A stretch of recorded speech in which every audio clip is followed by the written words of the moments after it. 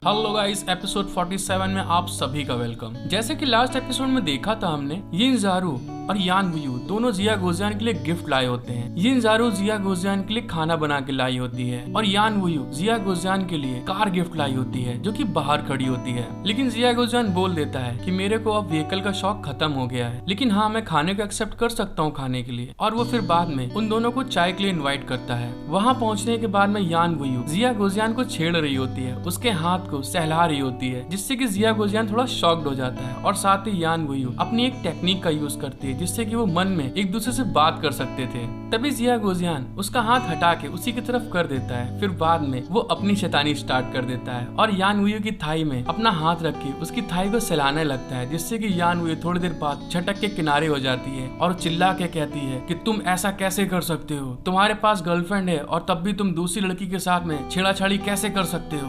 Hello guys, आपका बहुत बहुत दिल से शुक्रिया कि आपने मेरे चैनल को सब्सक्राइब एंड लाइक किया है। और जो लोग भी वीडियो देखने के लिए आए हैं, प्लीज गाइस आप लोग वीडियो में एंजॉय करिए। अगर आपको मेरा एक्सप्लेनेशन अच्छा लगता है तो सब्सक्राइब एंड लाइक जरूर करके जाइएगा। अब देखते हैं आगे। एपिसोड की स्टार्टिंग में हमको दिखाया जाता है यान वुयू वहाँ से चिड़चिड़ाते हुए पलट के जाते हुए कहती है मैं यहाँ से जा रही हूँ अब। लेकिन यिन ज़ारू शॉक्ड होती है। यिन ज़ारू चिल्ला के कहती है अरे हुआ क्या, तुम यहाँ से क्यों जा रही हो। फिर दोस्तों हमको दिखाया जाता है यिन ज़ारू को। यिन ज़ारू जिया गोजियान के एकदम चेहरे के पास आ जाती है और उससे कहती है क्या आपके और लिंग मोक्जू के बीच फिर कुछ हुआ था। उनका कहना है कि वो लड़ने भी नहीं गई थी। यान वुयू के कहने का क्या मतलब था, अगर वो इतना गुस्सा नहीं होती, अगर वो मेरे से इतनी करीब नहीं होती। और दोस्तों में दिखाते जिया गोजियान को। यिन ज़ारू की ये बात सुनने के बाद में जिया गोजियान के पसीने छूट रहे होते हैं और तभी वो बहाना बनाते हुए कहता है वेल मुझे इतना नहीं मालूम वो किस बारे में बात कर रही है। जब जिया गोजियान ये बात बोलता है तभी दिखाते यिन ज़ारू को। यिन ज़ारू यान वुयू को चिल्लाते हुए कहती है यान वुयू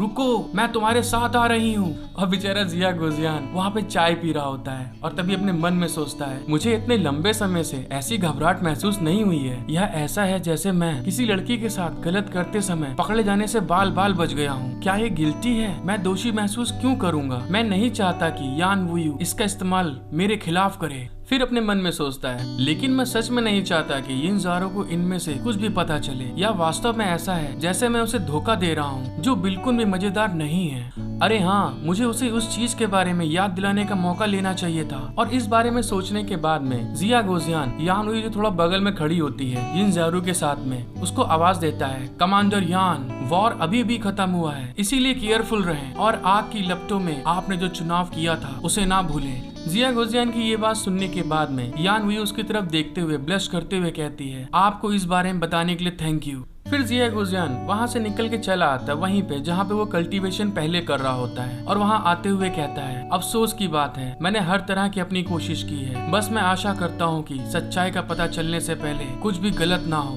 फिर ये कहने के बाद में जिया गोजियान वहीं पे आके बैठ जाता है और वहाँ पे कल्टीवेशन करते हुए कहता है ज़ारू की रुकावट के कारण अब मुझे अपने खोए हुए ट्रेजर को फिर से खोजना होगा। और ये कहने के साथ में जिया गोजियान अपनी आंखों को बंद कर लेता है कल्टीवेशन करने के लिए। जब जिया गोजियान कल्टीवेशन कर रहा होता है तभी हमको लिंग मोक्जू का सीन दिखाया जाता है। लिंग मोक्जू कहीं पे तड़प रही होती है और उसके चारों तरफ बहुत ढेर सारा रेड कलर का ऑरा इकट्ठा होता है, जिस चीज से लिंग मोक्जू को बहुत ज्यादा तकलीफ हो रही होती है। तभी लिंग मोक्जू वहीं पे जिया गोजियान को याद करते हुए कहती है मास्टर आप कहाँ हैं। उस चीज को फील करने के साथ में जिया गोजियान बहुत ज्यादा घबरा जाता है और घबराते अपनी आंख को खोलता है और आंख खोलने के साथ में चिल्ला के कहता है मोक्जू आप वहाँ पे क्यों हैं। और तभी दोस्तों को पता चलता है जहाँ पे लिंग मोक्जू होती है उस जगह का नाम होता है सीक्रेट स्पेस हेवनली वे। और वो लोग एक पोर्टल के थ्रू वहाँ पे पहुँचे होते हैं जहाँ पे बहुत ढेर सारे बड़े बड़े बीस्ट होते हैं और लिंग मोक्जू अपनी एक ग्रुप के साथ वहाँ पे आई होती है। लिंग मोक्जू उस जगह को देखने के बाद कहती है ये हार्ट ऑफ टाइम है, यहाँ वास्तविकता वास्तव में इल्यूजन के साथ में मिली हुई है। शैंग झाइयो को प्रैक्टिस करने के लिए बहुत अच्छी जगह मिल गई है।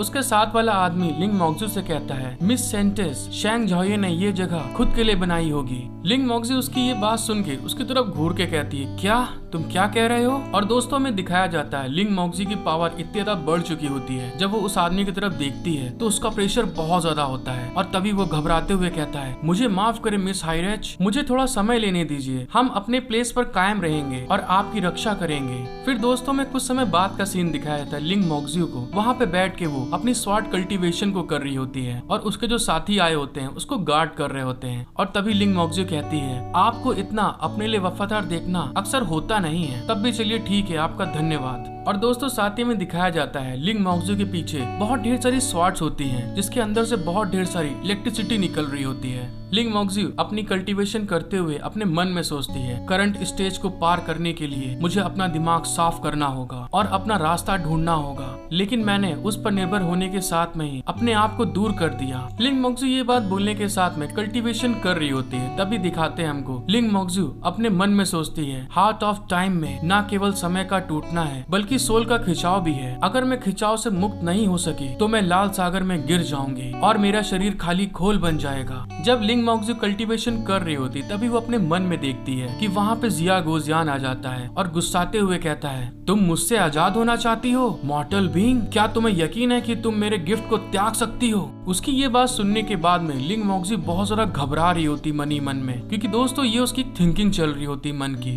जब वो इस चीज को फील करती है तो बहुत ज्यादा घबरा जाती है और तभी अपनी आंखें खोल लेती है और आंखें खोलने के साथ कहती है, मास्टर मास्टर मुझे माफ कर दीजिए। और साथ ही दोस्तों में दिखाते हैं लिंग मोक्जी अपने मन में ये बात कर रही होती है, लेकिन साथ ही उसका जो इफेक्ट होता है वो उसके प्रेजेंट कल्टीवेशन पे पड़ रहा होता है। उसका कल्टीवेशन मेथड खराब होने लगता है। वहाँ पे जितनी उसकी तलवारें होती है, जो स्वॉर्ड्स होती हैं, सारी वहाँ पे टूटना स्टार्ट कर देती हैं और लिंग मोक्जी की हालत बहुत ज्यादा खराब हो रही होती है। उसकी हालत इतनी खराब हो जाती है कि वहाँ पे वो करहार रही होती है दर्द के मारे। और साथ ही दोस्तों को दिखाया जाता है लिंग मोक्जी के साथ जो लोग आए होते हैं उसको देख के बहुत ज्यादा इविल स्माइल दे रहे होते हैं, हंस रहे होते हैं। तभी उनमें से एक कहता है, ऐसा लगता है कि लिंग मोक्जी सबकॉन्शियस स्टेज में चली गई है और अब उठ नहीं पा रही है। जल्द ही वह अपनी सोल को खो देगी और पूरी तरह से एक खाली खोल बन जाएगी। उस आदमी की बात सुनने के बाद में दूसरा आदमी कहता है, यही तो होता है उन लोगों के साथ में जो हेवनली ऑरिजिन फेस को पार नहीं कर पाते हैं। अफसोस की बात है कि लड़की को मरने के बाद भी यह नहीं पता था कि ये सब उसके खिलाफ हमारा एक प्लान था। और फिर दोस्तों हमको दिखाया जाता है वो जो उसके साथ में लोग आए होते हैं वो लिंग मोक्जी के पास में आ जाते हैं और उसके पास आने के साथ में ही उसकी बॉडी के साथ में बहुत खिलवाड़ करना स्टार्ट कर देते हैं। कोई उसके होठों को छू रहा होता है, कोई उसके कांधों को छू रहा होता है। और तभी एक आदमी कहता है, एक साइंटिस्ट सिर्फ इसलिए हैरियट बनने की कोशिश करने की हिम्मत कैसे हुई क्योंकि शांग झोयू भाग गई थी खाली इसलिए। फिर दूसरा कहता है, अगर वो हेवनली वे में तरीके से रहना चाहती है तो उसे उसकी इच्छा पूरी करने दीजिए, लेकिन एक बार जब हम उसे बाहर निकाल देंगे तो वह हमारी आज्ञा की गुलाम बन जाएगी। जैसे वो लोगों ने ये बात बोली होती तभी दिखाते हैं लिंग मोक्जी को। लिंग मोक्जी अपनी आंखें खोल देती है और उनकी तरफ देखते हुए कहती है, क्या आपके आदर्शों का गुलाम बने? तुम्हारी हिम्मत कैसे हुई ये सब बातें बोलने की मेरे से? और लिंग मोक्जी ये बात बोलने के साथ में वहाँ पे खड़ी हो जाती है और अपनी स्वॉर्ड निकालती है और अपने साथ वाले आदमियों में से एक के ऊपर अटैक कर देती है। और दोस्तों में दिखाते हैं लिंग मोक्जी जैसे ही वहाँ पे अटैक करती है, जो उसके साथ वाला आदमी होता है उसका हाथ वहीं पे कट के नीचे गिर जाता है और वो तभी बिल्कुल चिल्लाने लगता है, चिल्लाते हुए कहता है, आह मेरा हाथ कट गया। इस चीज को देखने के बाद में कि लिंग मोक्जी अपने सबकॉन्शियस माइंड से एकदम सही सलामत बाहर आ गई, दूसरा आदमी उसे देखकर बहुत जरा घबरा जाता है और घबराते हुए लिंग मोक्जी के ऊपर अटैक करते हुए कहता है, क्या ये कैसे मुमकिन हो सकता है? धत तेरे की, अब तो हम सब मरेंगे यहाँ पे। और जैसे ही उसने ये बात बोली होती लिंग मोक्जी तुरंत उसके पास आ जाती है और उसके पास आने के साथ में ही अपनी स्वॉर्ड लेती है और उसके छाती में आर पार कर देती है और वो चिल्लाता है बहुत तेज। फिर दोस्तों को दिखाया जाता है लिंग मोक्जी उन लोग को मारने के बाद खड़े होकर कहती है, क्या आपको लगता है कि मैं यहाँ पे तैयारी की बिना आई हूँ? जब मैं अपनी मेडिटेशन और सब चीजों को कंट्रोल कर रही थी तब मुझे मारने की कोशिश की जा रही थी हेवनली वे में। फिर कहती है, आप लोग कितने बेवकूफ हैं, आप केवल कल्टीवेशन के बारे में जानते हैं लेकिन इस फैक्ट के बारे में नहीं जानते। एक दृढ़ हृदय भी मुझे धुंध के माध्यम से नेविगेट करने में मदद कर सकता है। तभी लिंग मोक्जी जो दो आदमी बचे होते हैं उनकी तरफ देख के कहती है, क्या आपको लगता है कि अभी भी आप लोग मेरा विरोध कर सकते हैं? उसकी ये बात सुनने के बाद में जो दो लोग बचे होते हैं वो उसका एक घुटने के बल बैठ जाते हैं और रोते हुए उससे कहते हैं, माय लॉर्ड आपके प्रति हमारी निष्ठा है, हम उनके जैसे नहीं हैं, हम सचमुच आपके साथ में हैं। उन दोनों की ये बात सुनने के बाद में लिंग मोक्जू पलट जाती है और जाते हुए कहती है, तुम लोग भाड़ में जाओ, तुम्हारी चिंता कौन करता है। और जैसे ही उसने ये बात बोली होती है, उसके साथ वाले जो 2 लोग होते हैं वो तुरंत डर के मारे वहाँ से भाग के जाते हुए कहते हैं, हाँ ठीक है, आपका शुक्रिया, आपने हमें छोड़ दिया। और लिंग मोक्जू आगे जाने के बाद में वहाँ पे घुटने के बल बैठ जाती है और ग्रीट करते हुए कहती है, मास्टर। और तभी दोस्तों हमको पता चलता है जिया गोजियान वहाँ पे स्पिरिचुअल फॉर्म में आ जाता है और वहाँ आने के बाद में लिंग मोक्जू से बोलता है, बहुत बढ़िया, तुम्हारा तुरंत रिएक्शन बहुत अच्छा था। आपने उनके बुरे कामों को पहले ही महसूस कर लिया था, जिस चीज के लिए आप तैयार थी, लेकिन आपकी ऐसी चालाक भरी योजना उनको फंसाने के लिए थोड़ी जोखिम भरी थी। जिया गोजियान की ये बात सुनने के बाद में लिंग मोक्जू उससे कहती है, हाँ मास्टर, मैं जानती हूँ, लेकिन मैं उनसे डरती नहीं हूँ। फिर लिंग मोक्जू जिया गोजियान की तरफ देख के हंसते हुए कहती है, क्योंकि मैं जानती हूँ आप यहाँ हैं मास्टर। उस मिस्ट में जब मैं खो गई थी, मुझे आपके आने का एहसास हुआ था, आपने मेरी पुकार को सुन लिया था। मैंने सही कहा ना मास्टर। लिंग मोक्जू की ये बात सुनने के बाद में जिया गोजियान सीरियस फेस बनाते हुए उससे कहता है, तो क्या आपने अपनी तलवार को ढूंढना छोड़ दिया? वो कैंडल के लायक नहीं है। अगर मुझे पता होता तो मैं नहीं आता। हेलो गाइस, आई होप कि आपको एपिसोड देखने में मजा आया होगा। अगर आपको एपिसोड देखने में अच्छा लगा है तो प्लीज गाइस मेरा सपोर्ट करें, लाइक, सब्सक्राइब, शेयर, कमेंट करके बताएं मुझे कि आपको एपिसोड देखने में कैसा लगा। Thank you for watching my video. Love you all.